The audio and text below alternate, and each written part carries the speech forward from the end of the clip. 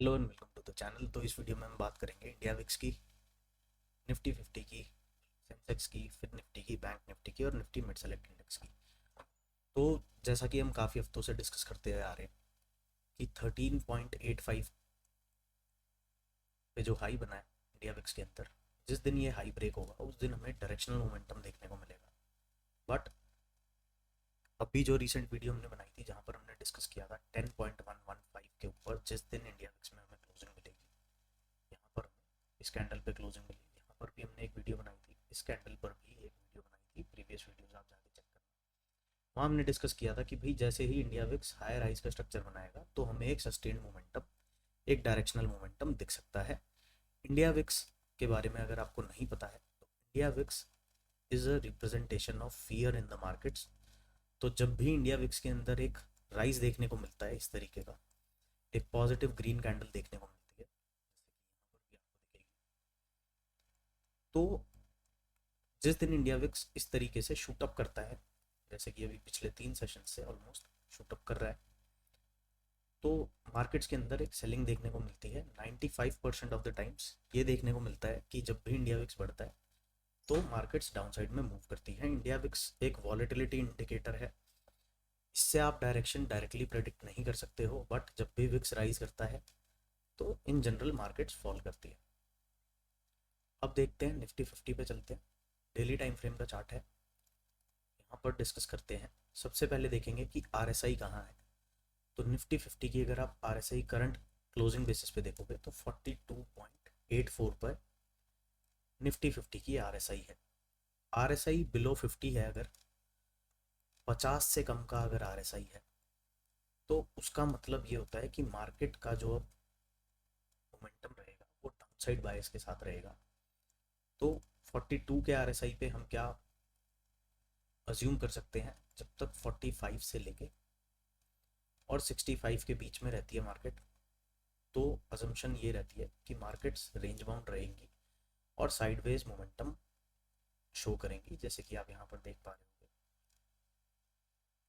तो जब तक आर एस आई एक जोन में था, प्राइस भी कंसोलिडेशन में था। जैसे ही आर एस आई ने डाउन साइड में ब्रेक किया, ये वाली कैंडल पे अगर आप देखोगे तो R S I went below 50, तो हमें डायरेक्शनल मोमेंटम देखने को मिला। आज भी अगर आप फर्स्ट हाफ में देखोगे, इंट्राडे टाइम फ्रेम पर चलेंगे तो फर्स्ट हाफ में सेलिंग ही थी। यहाँ पर हम डिस्कस कर लेते हैं एक बार।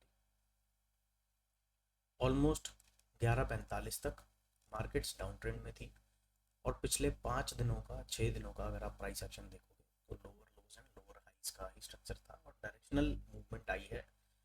ये डायरेक्शनल मूवमेंट इंडेक्स में, और यहाँ पर डायरेक्शनल मूवमेंट आपको नज़र आ रही होगी इंडिया विक्स के अंदर, तो मार्केट्स ने इंडिया विक्स को रिस्पेक्ट किया और डाउन साइड में मोमेंटम किया। आज हाउएवर जो हमें क्लोजिंग मिली है, क्लोजिंग हमें मिली है कहीं ना कहीं 790 की। तो क्या अब हमें निफ्टी के अंदर बुलिश हो जाना चाहिए या फिर हमें अपना डाउन साइड का बायस अभी मेंटेन रखना है और निफ्टी और डीपर करेक्शन के लिए जा सकती है या नहीं, तो उसको समझने के लिए चलते हैं डेली टाइम फ्रेम पर। तो अभी बात करें एट दिस मूवमेंट, तो निफ्टी ने अपने सपोर्ट को रिकैप्चर कर लिया है। 25,773 का एक सपोर्ट जोन था जिसको निफ्टी ने ब्रेक किया था प्रीवियस सेशन में, और आज के सेशन में भी जो प्रीवियस एक पिवट एरिया था for the month of November, नवंबर का जो पिवट एरिया था वहाँ से एक डिमांड देखने को मिली है निफ्टी के अंदर, और क्लोजिंग जो मिली है हमें 773 का जो सपोर्ट जोन था उसके ऊपर आकर मिली है डेली टाइम फ्रेम की। तो क्या अभी हमें बहुत ज़्यादा बुलिश हो जाना चाहिए? नहीं, हमें बुलिश निफ्टी 50 के अंदर तब तक नहीं होना है जब तक हमें एक 26,190 के ऊपर डेली टाइम फ्रेम की क्लोजिंग नहीं मिल रही है। तो क्या इसका मतलब ये है कि अब 25,800 से लेके अगर 26,190 तक जाएगा तो क्या कॉल साइड की पोजीशंस नहीं बनानी है? नहीं, ऐसा भी मतलब नहीं है। 15 मिनट टाइम फ्रेम पर चलते हैं और देखते हैं कि नेक्स्ट एरिया ऑफ रेजिस्टेंस कहाँ पर है। तो जो इमीडिएट एरिया ऑफ रेजिस्टेंस नज़र आता है वो नज़र आता है 25,900 से लेके और 25,960 तक। ये एरिया एक सप्लाई का एरिया रहेगा। यहाँ पर भी आप देखोगे तो प्राइस ने यहाँ पर थोड़ा सस्टेन किया था, दोबारा इस रेंज में आकर सेलिंग प्रेशर देखने को मिल सकता है। डाउनसाइड मोमेंटम की बात कब करेंगे हम? डाउनसाइड में अब निफ्टी तभी जाएगा जब एटलीस्ट इस जोन के नीचे क्लोजिंग देना स्टार्ट करेगा। अब कल के सेशन में हमें ये देखना है, अगर प्राइस हमें गैप अप मिलता है तो यहाँ से सेलिंग आएगी, और आज के दिन के जो हाइज हैं एटलीस्ट उन हाइज को रिस्पेक्ट करना पड़ेगा, और 750 का जो एरिया है 25,750 will work as a pivot area. अगर इस एरिया के ऊपर रहता है निफ्टी तो जो बायस रहेगा वो अपसाइड का रहेगा।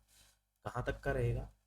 Up to the levels of 26,190, 26,190 तक प्राइस मूव कर सकता है अगर 750 के ऊपर सस्टेन करता है, और 750 के नीचे आके क्लोजिंग देना स्टार्ट करता है on 15 minute time frames, then we can look for down moves. And आज के सेशन का जो लो है 473, 473 will work as the immediate area of support for Nifty 50। अब फ्रेश डाउनसाइड, बड़ा मोमेंटम डाउनसाइड में तभी देखने को मिलेगा जब आज के सेशन के जो लोज हैं ये ब्रीच हो जाएंगे।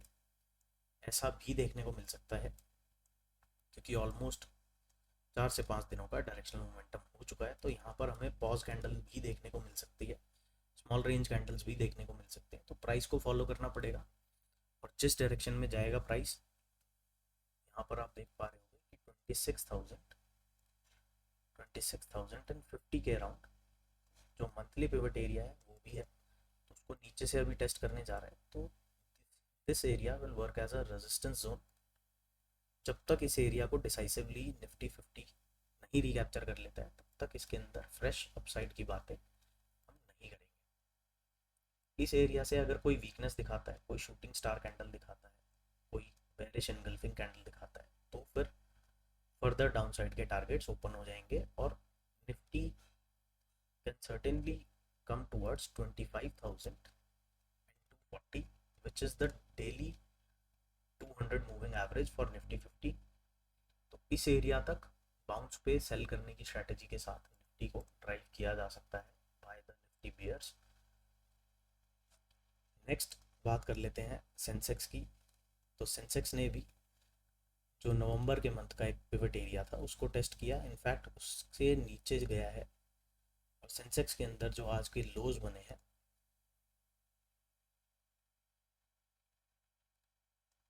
82,000 एंड 870 का आज का लो है। तो फर्दर डाउनसाइड सेंसेक्स में तभी देखने को मिलेगी जब ये एरिया डाउनसाइड में ब्रीच होगा।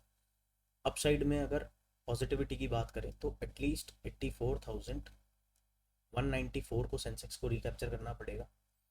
इस तरीके की कोई पॉजिटिव कैंडल बनानी पड़ेगी इस एरिया पर, और उसके बाद हम सेंसेक्स को जाता हुआ देख सकते हैं up to the levels of 85,000 and 200।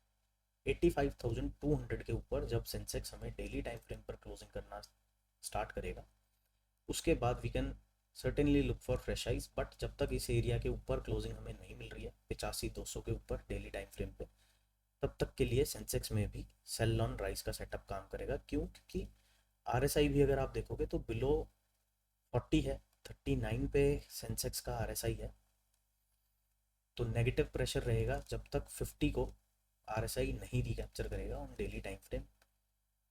Fin Nifty की बात कर लेते हैं। फिन निफ्टी ने भी अपने लोअर बैंड को टैप किया, आज फर्दर डाउन भी गया, प्रीवियस सपोर्ट जोन से एक डिमांड आती हुई दिखी है, बट जो एक कट ऑफ जोन है 27,600 उसके अभी नीचे ही है सेंसेक्स। जब तक 27,700 को अपसाइड में डेली टाइम फ्रेम पर नहीं ब्रेक एंड क्लोज कर देगा फिन निफ्टी, तब तक इसके अंदर हमें अपसाइड का कोई मोमेंटम नहीं देखने को मिलेगा। फ्रेश डाउनसाइड कब एक्सपेक्ट कर सकते हैं? एक बार ही सेंसेक्स निकले बिलो 27,360, इस एरिया को डाउनसाइड में ब्रेक करे, एंड देन अल्टीमेटली जो 255 के आज के डे लोज हैं इसके नीचे जब फिन निफ्टी निकलेगा तो हमें एक सेलिंग देखने को मिल सकती है up to the levels of 27,155 and then further down 26,600। Next बात कर लेते हैं बैंक निफ्टी की। तो बैंक निफ्टी ने भी सिमिलर प्राइस एक्शन दिखाया है जैसे आपके फिन निफ्टी ने दिखाया है। जो 59,500 का एक पिवट एरिया है फॉर बैंक निफ्टी, उसके नीचे ही क्लोजिंग मिली है। आज की क्लोजिंग हमें मिली है 450 के अराउंड। तो अपसाइड बायस कब डेवलप होगी बैंक निफ्टी के अंदर? जिस दिन हमें 59,500 के ऊपर एक डेली क्लोजिंग मिलेगी। बड़ा मोमेंटम हम तभी एक्सपेक्ट कर सकते हैं जब 59,900 के ऊपर एक डेली टाइम फ्रेम की क्लोजिंग मिल जाए। डाउन साइड में कब बायस बनानी है? 58,950 के नीचे जब बैंक निफ्टी निकलना स्टार्ट करेगा, तो it can certainly go for a deeper correction up to 58,600 and then ultimately 58,000 का जो नंबर है। नेक्स्ट बात कर लेते हैं निफ्टी मिड सेलेक्ट इंडेक्स की। तो यहाँ पर भी आप देखोगे तो एक प्रॉपर पिन बार कैंडल बनी है। और बार को भी ट्रेड करने का सिंपल लॉजिक रहता है, कोई बहुत ज़्यादा मुश्किल नहीं है पिन बार को ट्रेड करना। मोमेंटम की आप बात करोगे तो स्लाइटली अबव 45 है। जैसे ही 45 के नीचे निकलना स्टार्ट करेगा, मिड सेलेक्ट के अंदर एक वीकनेस आएगी। अगर किसी तरीके से 50 का एरिया रिकैप्चर हो जाता है by RSI on daily time frame, तो यहाँ पर जो 13,800 का जो पिवट एरिया है, इसके ऊपर जब प्राइस निकलेगा तो हमें एक मोमेंटम दे सकता है up to the areas of 13,950। Fresh downside की बात कब करेंगे? आज के सेशन का जो डे लो है 13,490।